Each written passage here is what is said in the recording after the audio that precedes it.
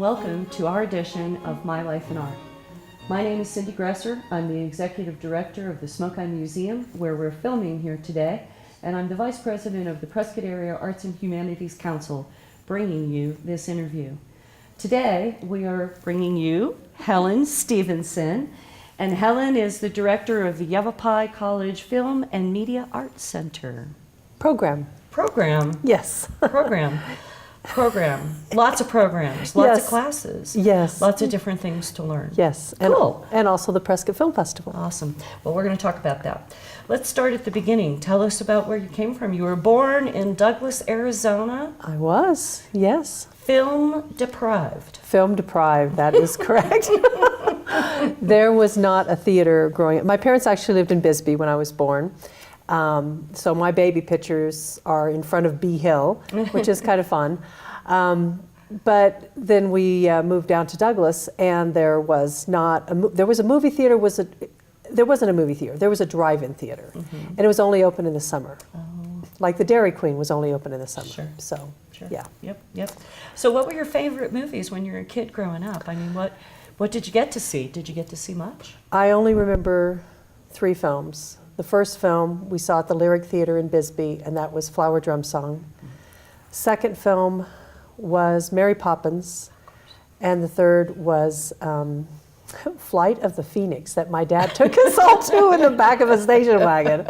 So it was, it was a little scary for us. But drive-ins in those days were really, really fun. They were fun. And we had the station wagon, we had the mattress in the back. It was awesome. And you and I are of a similar age. I mean, I associate those station wagon outings and the family trip, and it was just, oh, we're going to the drive-in, and we're going to get to see a movie. And I mean, those were really exciting times when we were kids. It wasn't waiting for these big blockbuster films to come out. It was pack everybody in the car as many as you could, and hope you had enough money for hot dogs.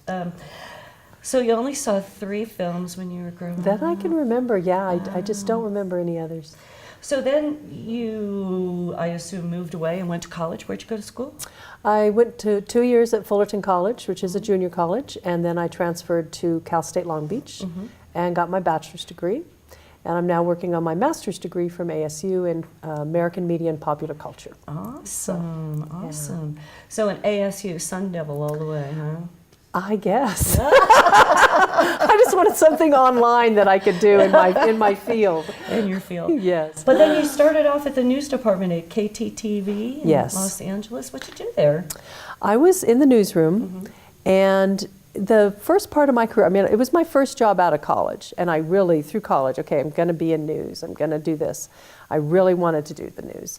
And I get to the news department, and when Princess Diana got married, fabulous. It was so much fun.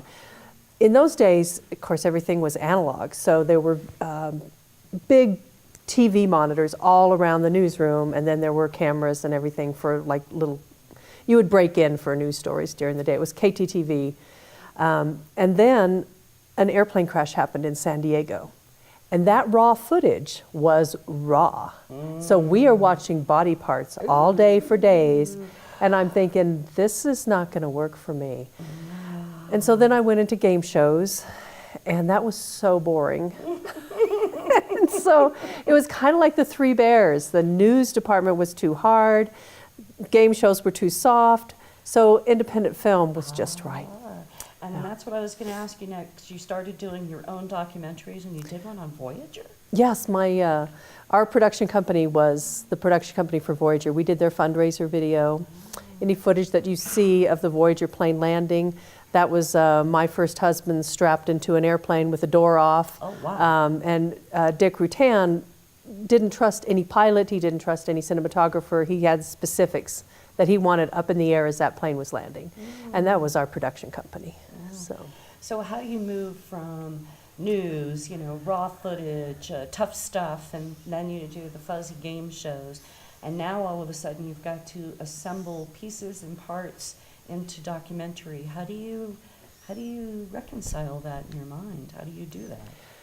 It becomes, the documentaries kind of tell their own story, And you have to step back and let them do that, but you also have to go in with an idea of what you're doing.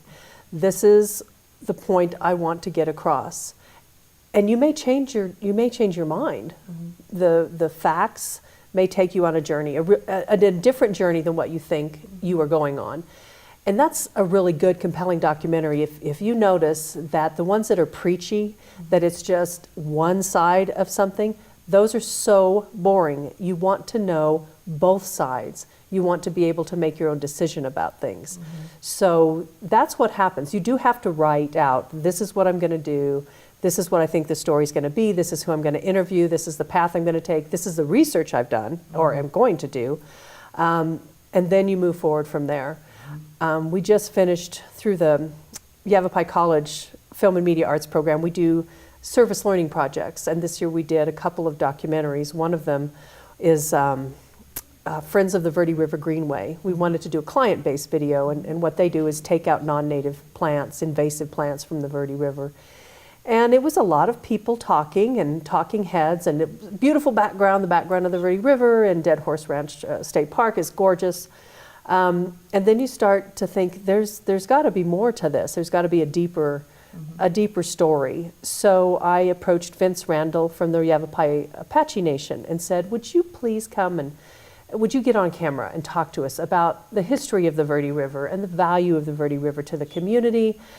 And he's the bookend of this little short doc, because he starts talking with passion about the Verde River and the plants that grow on there that make the baskets, and what happens when they're gone. You can't make the baskets anymore.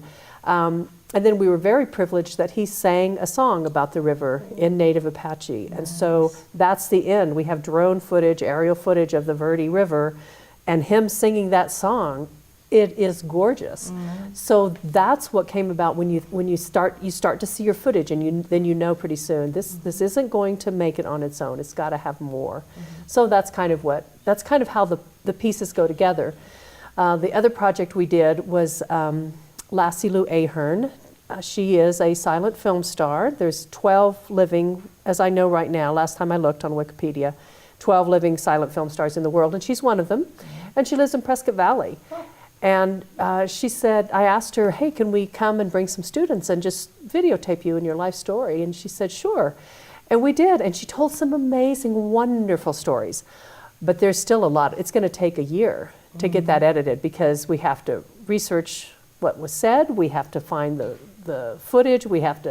Most of it's public domain, but we have to double check on her shows that she did. So we'll see what that story tells. I don't know yet. We've filmed all of her, but I don't know what the story's going to be yet. Interesting. Yeah. Very interesting. So I understand that you did some commercial stuff. JCPenney, Kaiser, Golden State Foods. Those were client-based videos that we did. Okay. JCPenney, oh man, am I dating myself, but JCPenney came up with microwave ovens. And they thought, wow. Yes, I remember that. We have no idea what to do with these things. People didn't know what to do with them. And so we were hired to show this is what a microwave oven is. This is how you cook it. It was, it was a series. Popcorn, pizza. Well, and we did cake and meat. See, people wanted to use them for practical things. So, how do you bake a cake? Well, it's not going to be brown, and the meat is not going to be brown. So that was a little creepy. But, sales, pushing forward. A lot of aviation things. Sure. Because after we did Voyager, then the companies that were involved with Voyager wanted that Voyager footage to be a part of their marketing collateral. So, like Hexcel propellers and Hexcel honeycomb, Hexcel honeycomb and Hartzell propellers. They wanted, hey, we're associated. These were our propellers that went, that broke this record. This was our honeycomb, stuff. So those kind of things happened, and we did a lot of aviation. Well, I guess when you're that close to a project like Voyager, it's a natural feed-in, and people are going to seek you out for that. Right. So you talked a little bit about storytelling, and storytelling, of course, is one of my favorite things. So how do you see the future of that developing? Well, because I think we're losing storytellers. Interesting. You could look at it that way, or you could look at it as storytellers and storytelling becoming more accessible because of technology. And I actually just got a documentary submitted today for the film festival that's called VHS Massacre. And I haven't watched it yet, but it's about how the end of this physical media is affecting independent filmmakers. And I'm fascinated to watch the documentary. But I think that there are more ways to tell storytelling. And it's more accessible. It used to be when you wanted to make a film, you had, we would do food, film, and processing. Well, we don't have to buy the film, we don't have to pay for the processing, we don't have to transfer it from film to video to edit it, et cetera, et cetera. So, and we would transfer it to video. We were one of the first people to buy an Avid editing system. And at that point, it was not just a program, you bought a whole computer setup. It was $100,000. And now Avid still lives. Avid is industry standard. But now you can just buy the program. And actually we teach that in the Film and Media Arts program. You can become Avid certified.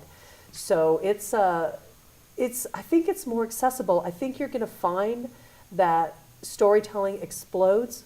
Problem is good storytelling. People think that they can just talk and that it's a story. And it's not. You may share your memories, but if you step back and look at it, does it have a beginning, a middle, and an end? Is there any conflict going on in there? What moves the story forward? And that's the thing that you really need. You need to know how to tell a story. And with YouTube, I mean, you get, 300 hours a minute or a second? I don't know. It's huge. It's huge. Huge amount of stuff uploaded. And what's the percentage that's fantastic?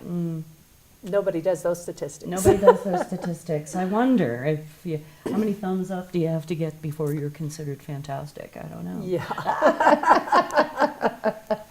So you see storytelling then becoming less of a one-on-one and more of almost these films and these digital content becoming the way that we tell our stories in the future. I think so.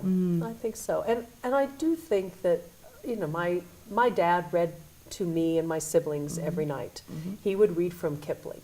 And I can still hear the lilt in his voice and the beauty of how he told those stories and the tonality and his voice rising and falling and really bringing you into those stories. So I miss that. I hope that parents still read to their children. So I agree.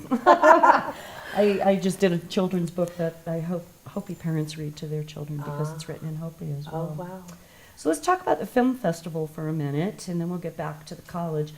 A film festival started here 6 years ago? 2009. Wow. We started with a monthly series. Right. I remember And that. we'll have our 7th annual this July. That's so awesome. Thank you. And you founded it. You're the Yes. founder. You're the creator.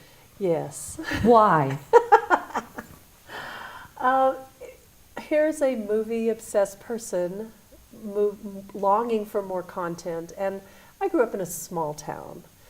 And I moved, and this is where I'm comfortable, is in small towns. And Arizona is in my soul. It's where I'm totally comfortable. This is home.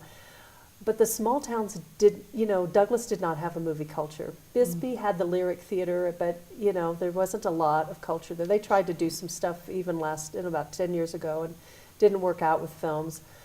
And Prescott, some of the Prescottonians didn't even know what a short film was. So it was just, I felt like, I'm not in that culture. Well, I could make that culture. So a friend and I were walking downtown and started talking about it. Wouldn't this be a cool location for a movie or a film festival? And we started investigating, and I'd gone to the Sedona Film Festival. I moved to, I moved to Prescott in 1995. And I think I went to the 2nd annual Sedona Film Festival, so I knew Patrick Schweiss a little bit. And so I contacted him and said, hey, what do you think? And, would you guide me a little bit? And he said, sure. And so he would meet with me and my long-suffering husband, Don. I go to him and I say, hey, how about if we do a film festival? Oh, sure, honey, that's fine. You know, no idea it would take over his life. I think I remember that vaguely, but Yeah. And he is pretty amazing. We would, first of all, just to be supportive and say, you know, if you want to do this, just do this. And so I didn't work. I wasn't working. I would volunteer full time. It's still a volunteer job. Wow. So it is still a labor of love. We value the community we have here with the volunteers because we're all volunteers. You have an awesome crew. Yeah, An awesome crew. we really do. So let me ask you a question. How do you find these films? Because I was lucky enough to be a judge one year, or to be a host, I should say, one year. And I saw an amazing film. And since that time, the actors that were in it, I see all over TV. I mean, they're in commercials and all kinds of things, but they're not major stars. Yet the quality of the film that I saw was amazing. Well, do It you touched remember my the- heart. do you remember it? No, I can tell you the whole story, but I Okay. don't remember the name. I can probably. Yeah. But how do you find those films that the rest of us don't ever get to see? Well, we started out just going to the Sedona Film Festival and the Phoenix Film Festival are very supportive, and we exchange passes. So we would go and look at their films, but they're different than Prescott. Every film festival has kind of a flavor, and Sedona's, their flavor is more of a spiritual growth, and they like that whole genre. So not all those films fit our festival, and Phoenix is more urban, and Phoenix has rolled in the horror film festival too, so that's a part of theirs. And horror films don't do well in Prescott at the film festival anyway. We know the audience is 45 plus, bachelor's degree plus. Once in a while, like we had a video game film, and that went well for the young people. The animated shorts do well during the year. We do those during the year, Oscar-nominated animated shorts. But we find them by looking at other film festivals. Like there's certain film festivals that, like Heartland Film Festival, that they have kind of the same type of people for some reason. Their films are like our films.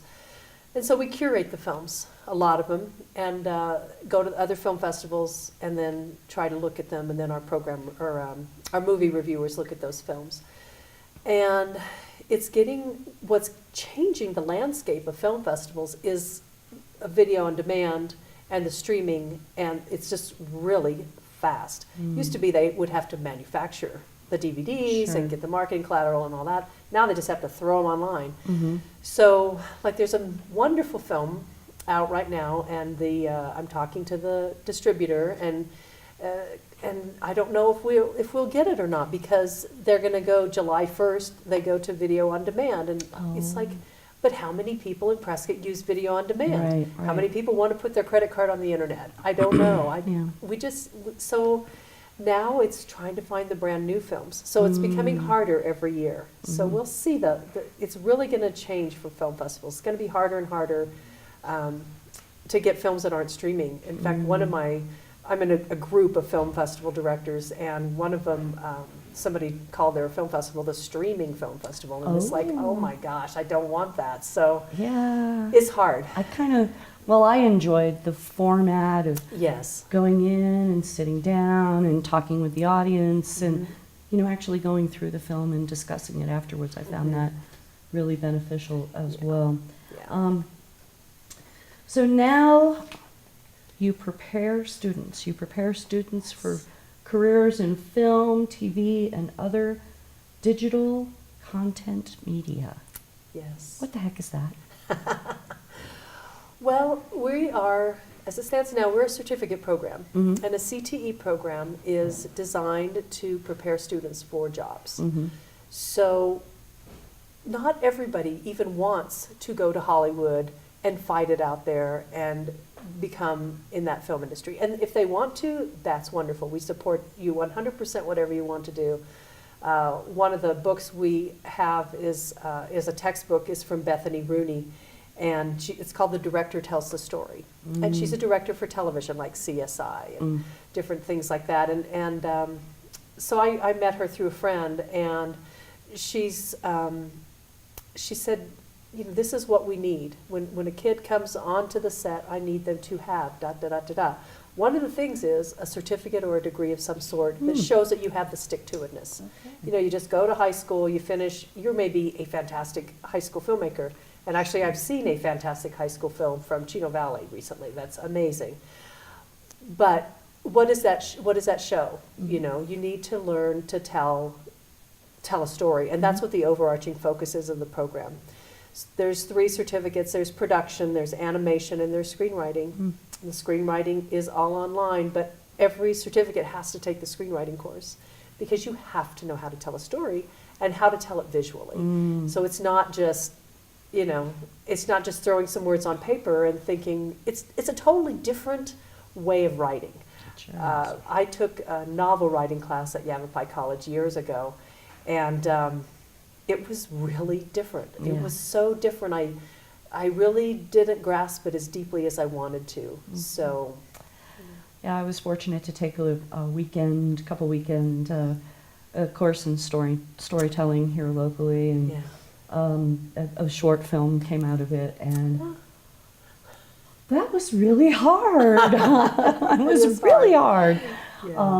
And I found myself being forced to say succinctly things that I would have rather spent 5 minutes talking about.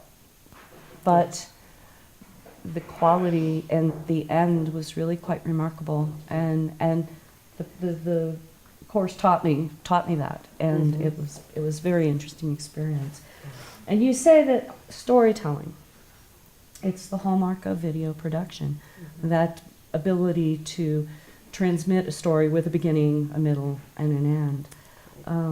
But now you're hands-on and focused and innovative.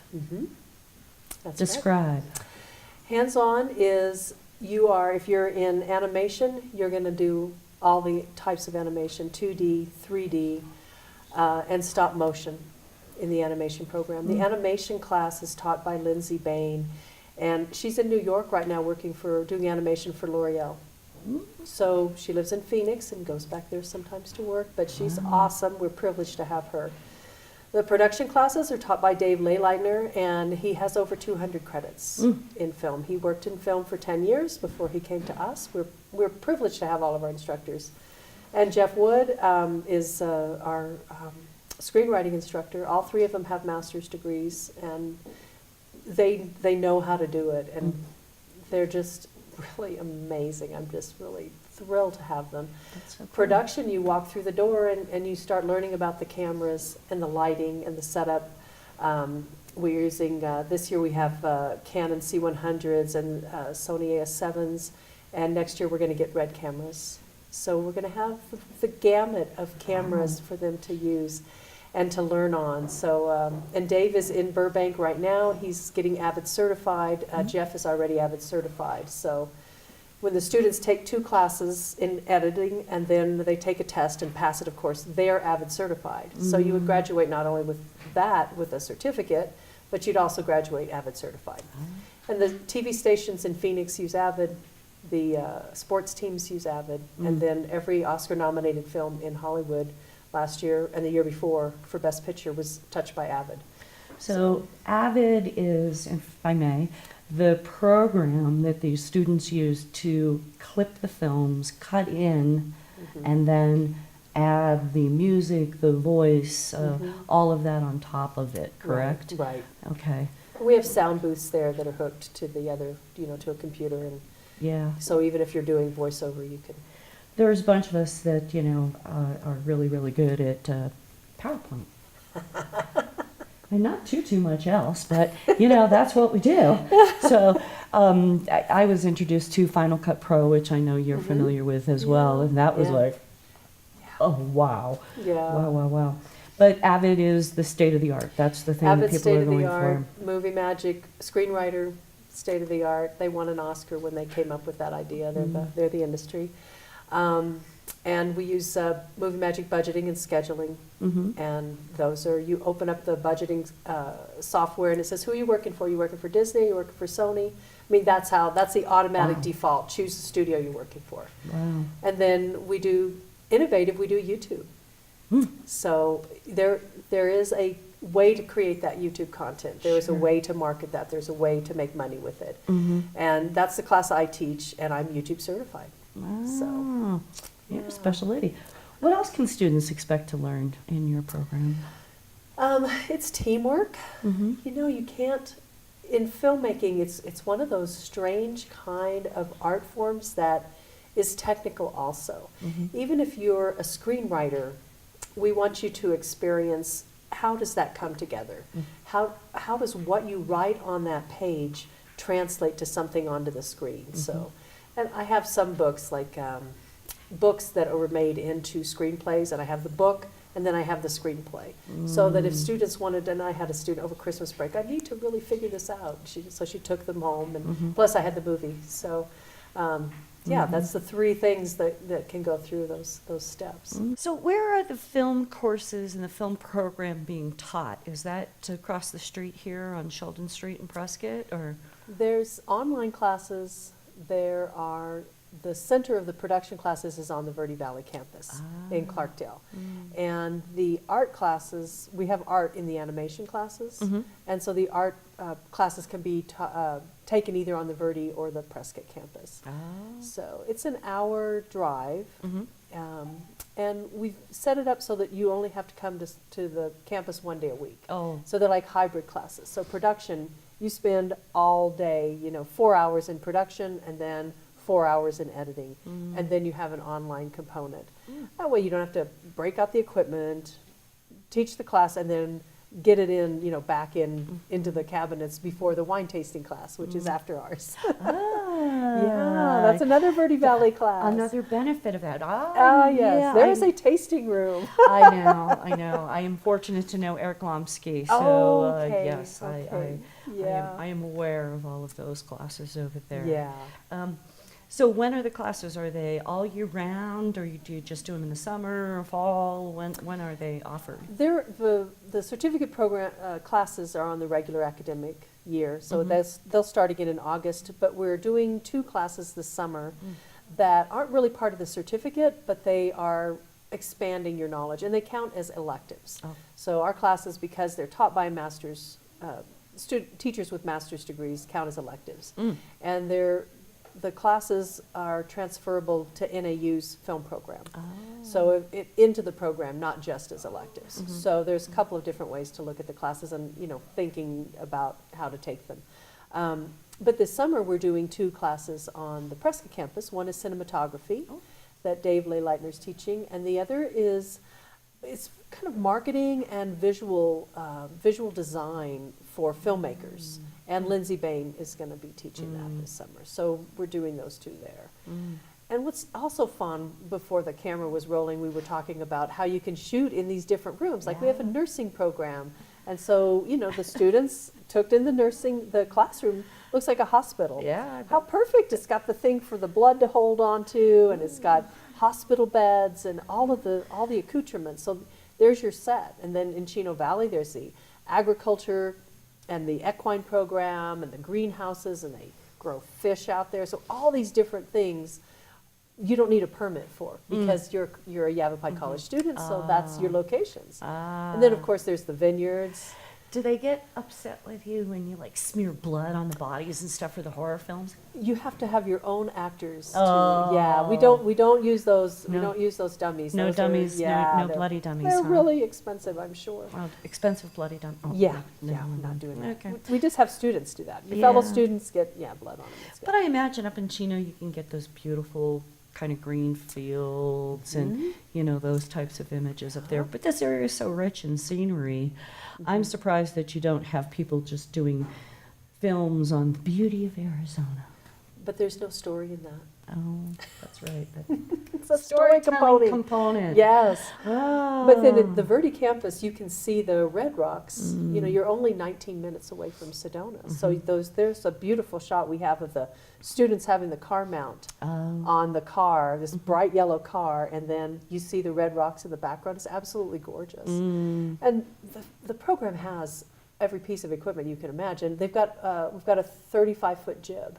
So that's Dave took that to the quad at the Prescott High School just to show the students, hey, this is one of our really cool things to get them interested in hands-on. Okay, so I know what a jib is, but what's a jib? When you have one of those, I'm sorry, yeah, you're right. When you have a shot that's like this sweep, you see the camera moving like this and you feel like you're sweeping around, that's connected to a jib. Mm-hmm. So it's a pretty complex piece of equipment. We call it the day killer, the time killer, because just setting it up. Setting it up is a day-long procedure. It could be when you're teaching students to do it. Oh yeah. Oh, well, sure. Yeah. I mean, definitely. There's lots of things that can turn into a day-long project when you're teaching. Yes. Your students, are your students primarily young people? I mean, we have a very high demographic here locally of retired folks. So I'm wondering, do you see any people from the community sort of taking an interest in filmmaking as they are retired, or is it mostly young people? It was not mostly young people. It was a lot of people 60 plus. Really? It was quite a few. And from all over the county. Yavapai County has kind of the same demographics, and that's was reflected in the film program this year. My YouTube class was 50% in Prescott and 50% in the Verde Valley, and so that showed us a demographic also. But you have people who want to tell a story, who take the program, because you take the program, you sign up for the classes, well, you sign up to use that equipment, you sign up to learn to tell that story. So at the end, maybe all they want to do is tell that one story that's important to them. Maybe it's about, there was one person a couple of years back whose husband died in a bicycle. He was just riding his bike along and he died, got hit by a car, and she wanted to tell his story, and she called it Ghost Bike. And that was her story, and that's what she wanted to do, and that's what the mission was that she accomplished. Other students want to transfer. Other students want to get involved with commercial video and client-based video. And we work with the Regional Economic Development Center at Yavapai College, and because people call us all the time, hey, can you get some students to come do this? And they sort through people. They find students that can do kind of an internship, but they get paid to do different jobs where they're hands-on and practice their craft and get a little money on too. Have I told you that we have a film project here at Smoke Eye? You have told me about that film project, yes. And call Alex Wright at the Regional Economic Development Center, and she will get you hooked up. All right. Let's see. So tell us more about the film festival. We touched on it earlier. When's the film festival? Where is it going to be? How many films? Yes. The film festival is July 17th through the 24th this year. So we're going to start on a Sunday night and then have like one film a night, Sunday, Monday, and Tuesday. And then Wednesday we'll start spreading it out, and start in the afternoon and then the evening. And then till Saturday, it's all day. And Sunday, we're going to have our high school student film competition films. And also there's 2 filmmaker boot camps happening.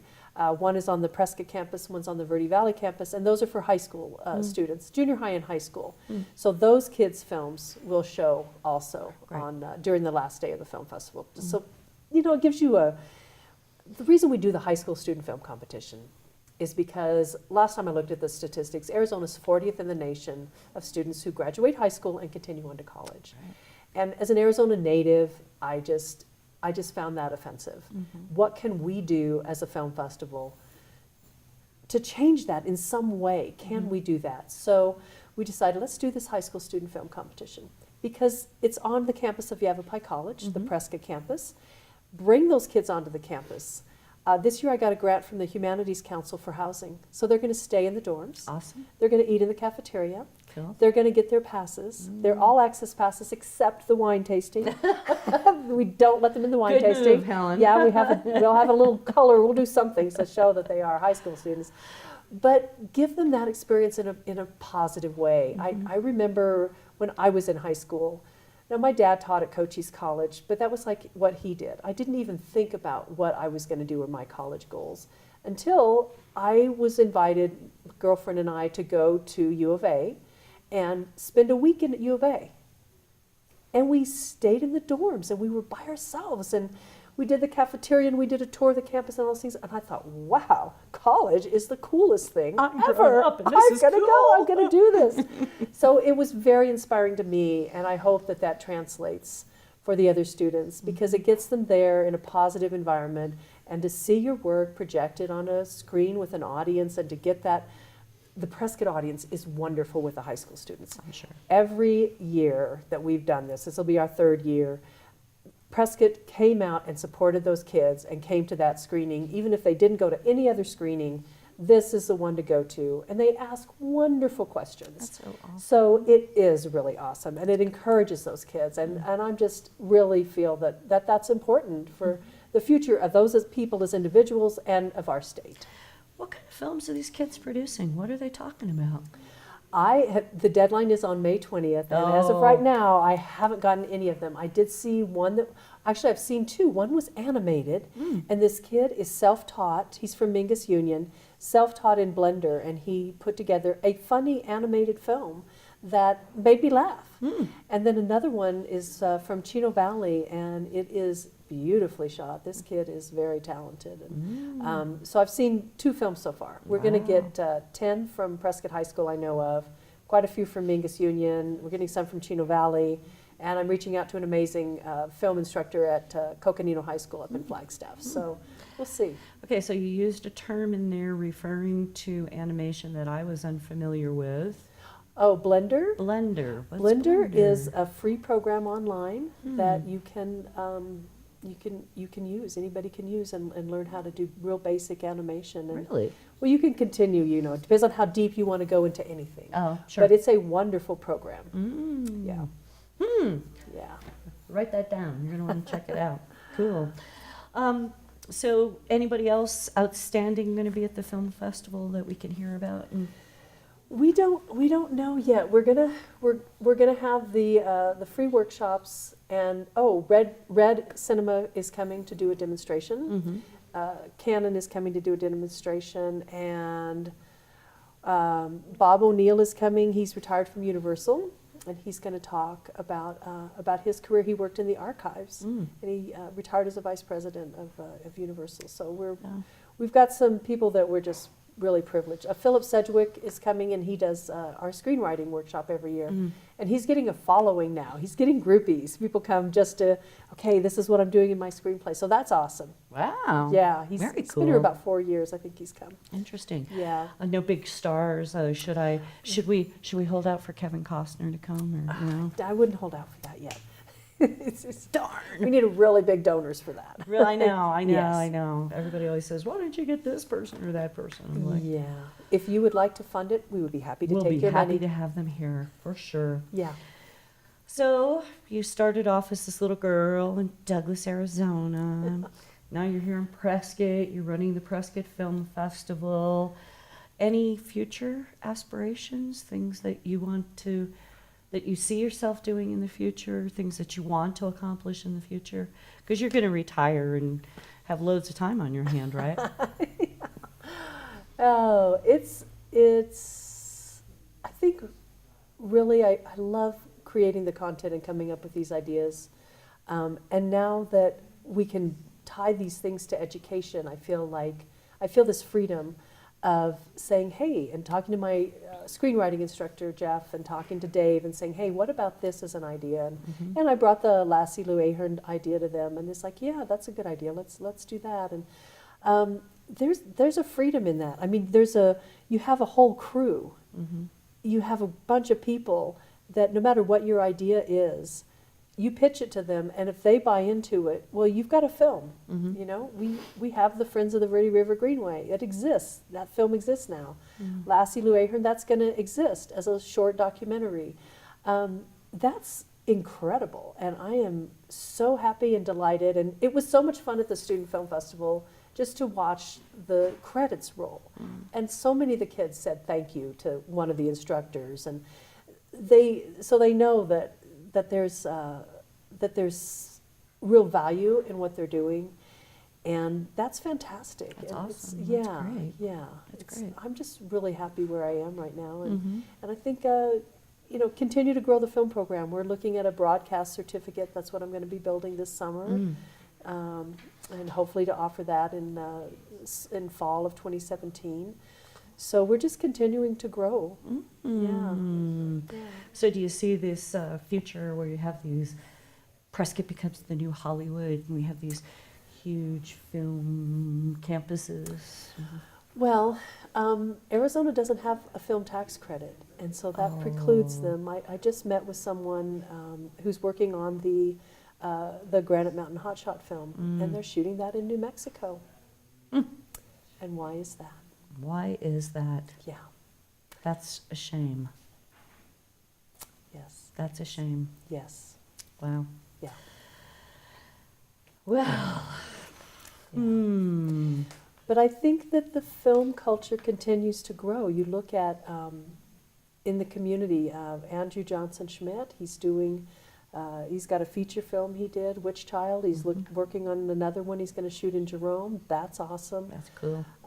Ken Gregg is a local filmmaker that keeps creating content. He did this suicide prevention video that those organizations approached him to say, hey, can we use your film? It was really effective. It was very powerful. So we have people continuing to grow, and then people retire to Arizona. And those people that retire, like I was saying, these people from Universal, and there's a producer who did The Time Machine. He's in Sedona, and I'm in contact with him, and the set designers, the sound people. There's all these people that are drawn to Arizona, and once you're a film person, you're always a film person. It just doesn't get out of your blood. I bet. And they contact the film school, and they contact the film festival, and they want to get involved. It's like, okay, what can I do? I'm in with both feet. Tell me what you need. That's awesome. That's pretty cool. It's very cool. That's cool. Yeah. Well, congratulations. You're really doing Thank an you. awesome job. Oh, I think it's fantastic. I'm So, having a blast. I'm that's having good. the time of my life. It's for good. sure. That's good. Yeah. And it feels good to be doing art. To be doing art and making a living in Yavapai County, it's just really amazing. To be Glorious. working in film, it is. It is. What more could you want right now? I you don't know. This is fabulous. I don't know. Yeah. That's good stuff. Yeah. Okay, so now crazy stuff. What's your favorite drama? Dancing with Wolves. Really? And I was privileged to meet Michael Blake. Me too. Yeah. Yeah, he's a cool guy. He was. He's a Yeah. cool guy. Yeah. Definitely. Where did you meet him? He was a guest at the Prescott Film Festival. Nice, Yeah. nice. I got to sit in the green room and watch Dancing with Wolves Wow. with Michael Blake. Wow. Yeah, it was awesome.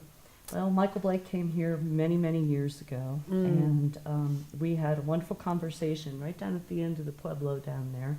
And I had my DVD in the car, and at the end of our conversation, I just had to pull it out and say, "Can I ask you to please sign this for me?" Yes. And it was really one of my thrilling moments in my life, meeting him. Yeah. Okay, so let's find out about your taste in comedy. What's your favorite comedy? The Goodbye Girl. Really? Neil Simon, you just can't Neil beat Simon him. is Yeah. really good. Yeah. Yeah, that's a great one, I have Yeah. to admit. Okay. Yeah. Let's see. Do you do any horror? I don't do horror. No. But come on now, we were talking about The Exorcist, and you did recognize my reference to that. Yes. And actually, during the film festival, we're going to have the film school is sponsoring the workshops. We have free workshops. The guy who did the sound for The Exorcist is coming to speak. Oh, wow. And he also did Mission Impossible 2 and Independence Day. Wow. So Oh, it's going to be Independence called The Day. Sound of Fear. So Oh, cool. yeah, it's going to be awesome. That sounds really Yeah. interesting. Yeah. Excellent. Is there anything else that you'd like to share with us about yourself or Yavapai or what's going on? I'm really excited to be part of the film program. I mean, it's just an amazing door that opened and I stepped through it, and just what a fantastic thing to be doing, and wonderful place to work, wonderful people there. And it's so rewarding. We had our student film festival last weekend, and to just step back and watch, sit in the theater and watch those kids' films and their work for the year screen, it's really, really rewarding. And there's always so much that you can learn from them too. So that's really wonderful. And the film festival is it really helps feeding the film school, because you go out and I'm in the independent film world all year long, and I'm learning who those people are, and I'm meeting them, and all those people want to help film students. So they're coming. There's a guy who's in Georgia right now building the sets for, let's see, what is it? It's one of the blockbuster films that's coming up. Maybe it's Terminate. No, he finished working on the last Independence Day, and then he's doing the next big budget in Georgia. And he came and talked to the students, and he had these slides of all these things in process, of how they built different things, like Planet of the Apes. That was really cool to see. Yeah, I bet. And afterwards he said, I'm just the set builder. I never thought that anybody would be interested in any of this stuff. And I said, are you kidding? They're eating it up. They want to cool know. stuff. They want to know the jobs, the feet on the ground kind of things. And they really do mesh together and feed well together. So, yeah. Truly an interesting and different sort of art form, but definitely It an is. art form. It is. The art comes from like the colors that you use on a set, what the people wear, the way you light them, the gels you put on them. I do demonstrations for high school students that come and tour the facility and put different colored gels on these beautiful young ladies, from high school. They're perfect little young ladies, and you can make them look horribly ugly with the right kind of filters and gels on them. So, yeah, it is. It's about color and design and perspective. All those things make film. I thought Out of Africa was one of the most beautiful films I had ever seen. Yeah. Just the imagery in that film was so spectacular. It was like every scene was a beautiful, beautiful painting or snapshot. Yeah. So, Yeah. awesome stuff. Yeah. You do awesome stuff, Helen. Oh, thank you. So do you. Yeah. That concludes this edition of My Life in Art. We certainly hope that you enjoyed our interview with Helen Stephenson, who is with the Yavapai College Film and Media Arts Program. Thank you again, and please join us for our next edition of My Life in Art.